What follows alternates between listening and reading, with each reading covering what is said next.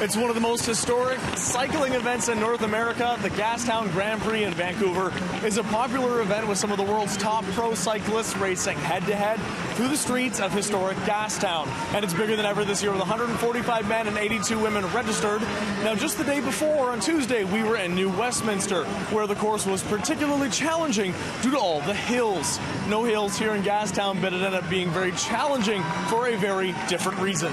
This is the oldest street in Vancouver, so what happens is the riders, they're used to riding in the rain, they're used to riding in all conditions for that matter. What they're not used to riding is on cobblestone. So it creates a whole different terrain. I mean, some of them have mountain biking background, but it's still not the same. So for a criterium race, 1.3 kilometers with the cobblestones thrown in, that adds a whole nother wrinkle. Did you notice that difference? Yes, the cobbles and the wet weather kind of made it a little bit tougher today, especially down in the bottom turn.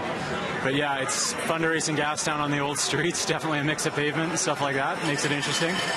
When you said the turn, you're talking about that hairpin turn up at the top? Both the hairpin at the top and then the bottom two turns, especially with the water pooling down there and the broken up pavement, makes it interesting in front of local down there.